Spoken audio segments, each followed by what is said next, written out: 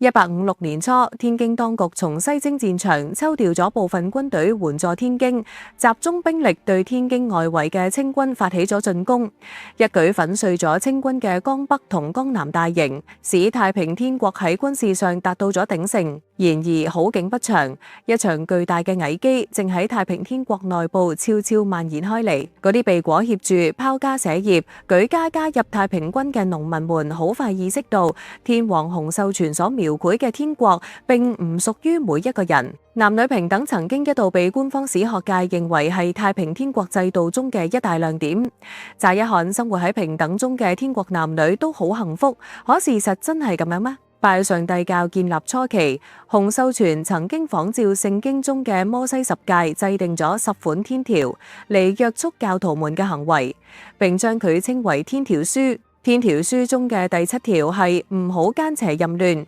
男有男行，女有女行，不得混雜。凡夫妻私反天條者，男女皆斬。喺定都天京以及北伐同西征嘅過程中，太平軍每佔領一個地方，就對當地嘅男女百姓分別編隊，男女分開居住，不准相通，即使係夫妻都唔可以發生關係。喺專門對太平軍進行政治教育嘅天晴道理書中，有一處特別提到咗太平天國實施嘅男女分營嘅原因。由於大部分農民都係舉家加入起事㗎，所以軍中男女老幼都有，增設女營，可以保證一家大細都編入軍隊嘅各種組織之中。呢個對於安定軍心、解除將士嘅後顧之憂係有住積極意義嘅。洪秀全等諸王曾經允諾部下嘅將士們，待形勢穩定之後，係允許夫妻家人團聚㗎。可係1853年3月定都天京之後，不但軍中仍然男女分開，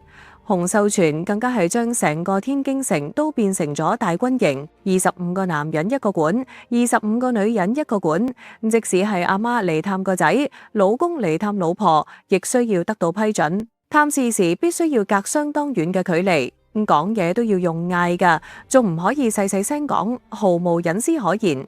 佢嘅情景可能仲比唔上而家嘅探監。禮記禮運中話，飲食男女、人之大欲同異性嘅隔絕，使軍中同性戀嘅事件頻發。被壓抑到極限嘅官兵們喺行軍打仗中會收養男童，而收養男童之後所發生嘅事情，大家就盡情咁發揮想像力啦。而同天國中普通百姓嚴格禁欲形成鮮明對比嘅係，洪秀全、楊秀清等諸王毫無節制嘅縱欲。最有艷福嘅天皇洪秀全，早喺金田起義時就已經擁有15位后妃啦。臨終之時，皇娘人數更達到咗88人。1864年天京淪陷嘅時候，右天皇洪天貴福喺被俘後嘅口供中話：我現年16歲，老天皇係我父親，我有88個母后，我係第2個賴氏所生。9歲嘅時候，佢哋就俾我娶咗4個老婆。要知道當時清咸豐帝也只有10個嬪妃。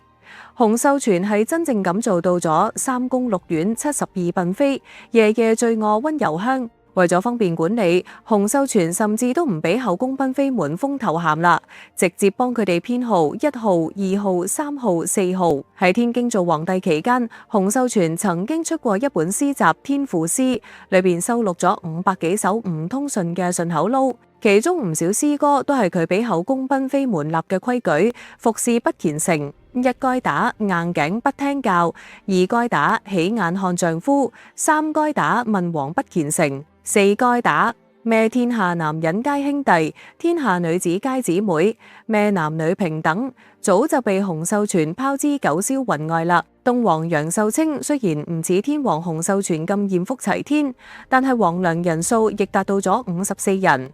就連最得民心嘅翼王石達開都係3妻4妾。咩叫只許大哥淫亂，唔許小弟同房？睇睇太平天國就知㗎啦。太平軍入主天京之後，洪秀全就總係餓住2句說話：萬國來朝之時，大興土木之際。以當時嘅情況嚟睇，別說萬國來朝啦，連一國都冇。但係底下嘅大臣們聽懂咗天皇嘅意思，天皇係想裝修下間屋，享受生活啦。佢以原清朝兩江總督嘅衙門為宮殿，開始大興土木，改建新宮。天王府周圍10幾里，牆高數丈，分內城同外城。外城被稱為太陽城，內城被稱為金龍城。金龍城又分為咗金龍殿同後林苑。宮殿用富麗堂皇、美輪美奐、金碧輝煌等詞嚟形容都唔過分。天王府建成之後，洪秀全把軍務、政務都推俾下屬解決，10幾年如一日咁留喺宮殿入邊，每日要做嘅事情就係享受奢靡嘅生活。佢極其迷戀黃金，一切生活用品甚至係夜壺都係用黃金做㗎。太平天國後期有一位著名嘅將領名為李秀成，佢出身貧寒，從金田起義起就追隨住洪秀全，喺數次戰鬥中表現出咗過人嘅用兵天賦。李秀成喺1859年被封為忠王，後來曾經率軍解天京之圍，破清軍江南大營，攻克蘇州，喺太平軍中戰功赫赫。但係即使係忠勇如李秀成同洪秀全等人相處耐咗，都難免會沾上一啲腐敗嘅氣息。1860年攻下蘇州之後，李秀成就即刻開始喺當地興建忠王府。忠王府氣勢之恢宏，一直到1863年，晚清名將李鴻章收復蘇州時仲未建成。呢座府邸位於蘇州拙政園隔離，佔地8000平方米，整體採用嘅係江南風格嘅園林設計，帶有小橋流水之感。李鴻章喺家書中曾經咁樣描述忠王府：瓊樓玉宇，曲欄洞房，真如神仙窟宅，花園3、4所，戲台2、3座，平生所未見之景也。然而忠王府喺太平天國諸王嘅府邸中，仲算係比較簡樸嘅一座嚟㗎啦。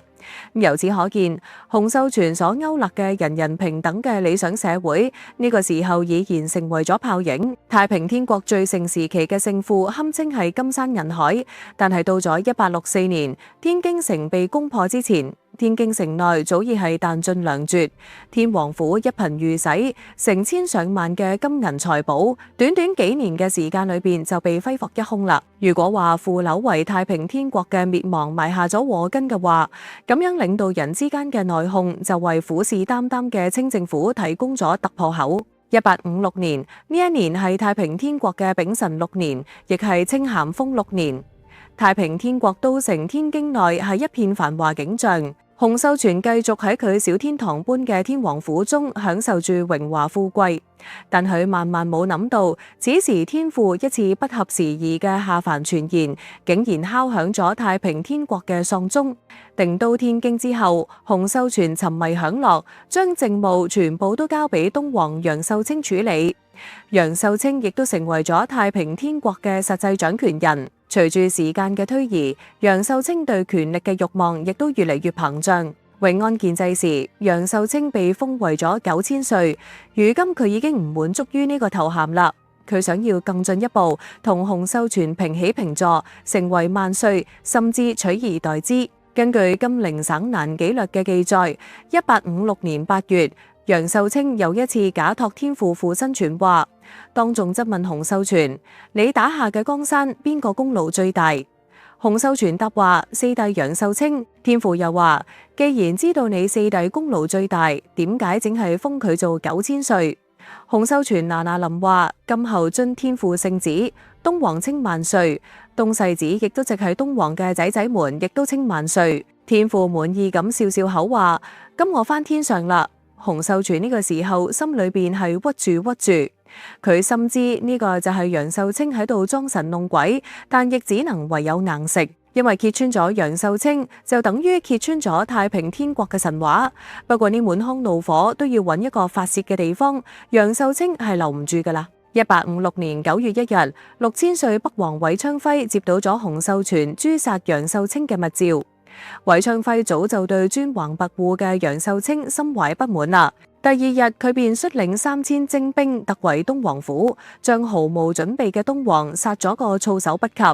東王府內幾千男女都死喺咗韋昌輝嘅刀下。唔單止係咁，掌權後嘅韋昌輝仲將東王屬下嘅2萬多名將士屠戮殆盡。洪秀全原本只係想除掉逼封萬歲嘅楊秀清，冇諗到竟然造成咗天京城內血流成河。呢一個時候正喺湖北武昌督師嘅翼王石達開聽聞消息之後萬分震驚，火速趕返咗天京。石達開一見到韋昌輝就怒斥佢唔應該濫殺無辜，但係已經殺紅咗眼嘅韋昌輝覺得石達開呢一個人立場有問題，兩人一言不合大打出手。石達開負氣離開天京，冇諗到韋昌輝呢邊咬住唔放，竟然帶兵滅咗石達開全家滿門。16歲加入太平軍，19歲統帥千軍，20歲封王嘅石達開同清軍大小激戰數百場，如此梟雄冇死喺敵人刀下，冇諗到倒被自己人從後面嚟咗個滿門抄斬。離開天京半個月之後，盛怒之下嘅石達開率領4萬大軍兵臨天京城，逼天王洪秀全交出韋昌輝，並且喊話講，如果唔拿到韋昌輝嘅首級，就攻滅天京。韋昌輝憑一己之力，將成個天京城變成咗一個血腥嘅屠宰場。滿朝文武以及城中嘅百姓亦係憤憤不平㗎，佢哋紛紛站到咗翼王石達開呢邊，向天王施加壓力。無奈之下，1856年11月，洪秀全下令處死咗韋昌輝。隨後石達開奉召入天京，佢不計私怨，追究屠殺責任時只懲戒咗首惡，不救部署。北王韋昌輝嘅親族亦得以保存，人心迅速安定落嚟。儘管武昌喺石達開回京後冇幾耐，便因為彈盡糧絕而陷落，但係喺石達開嘅部署下，太平軍穩守要害，伺機反攻。陳玉成、李秀成、楊富清、石振吉等太平天國晚期嘅後起之秀，亦都開始走上一線，獨當一面。內訌所造成嘅動盪局面迅速得到咗平復。然而此時嘅洪秀全已經係驚弓之鳥，佢忌憚石達開嘅聲望同才能，唔肯授予石達開軍師嘅頭銜。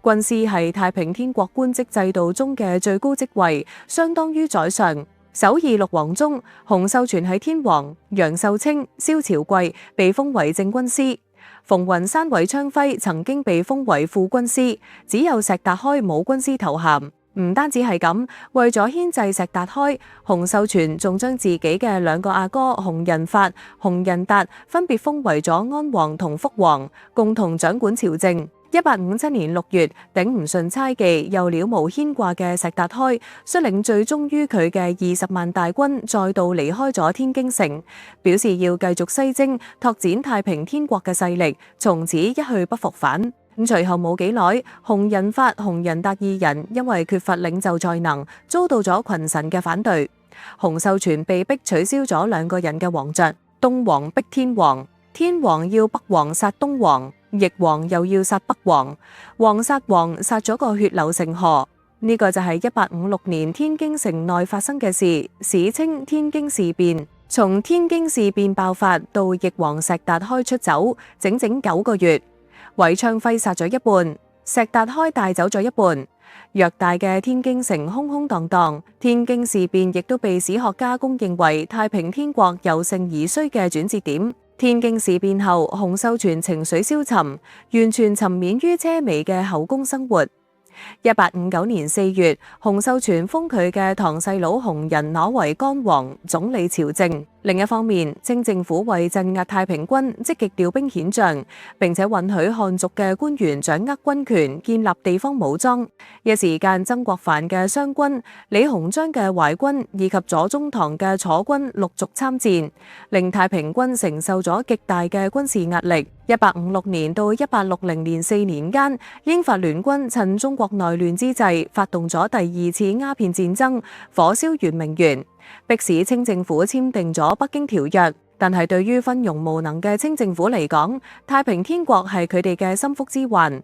英法聯軍嘅侵略，充其量只係爪牙之患，大不了割地賠款。由於太平軍堅決抵制鴉片嘅輸入，亦拒絕承認清政府簽署嘅一系列賣國條約。第2次鴉片戰爭結束之後，西方列強們紛紛開始歸邊，加大咗對清政府嘅貸款，為佢哋提供武器彈藥，甚至親自落場同太平軍交戰。自1860年起，清政府先後同美國人組建咗長勝軍，與法國人組建咗常捷軍，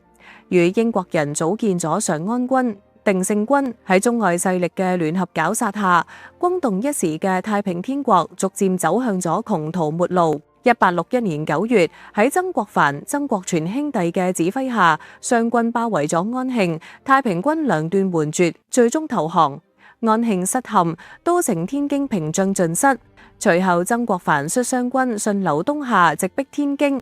1863年3月，天京遭到圍城，城內已經冇糧可食。天皇洪秀全帶住城中嘅百姓集體食甜露，亦即係泥土同雜草揉成嘅稔團。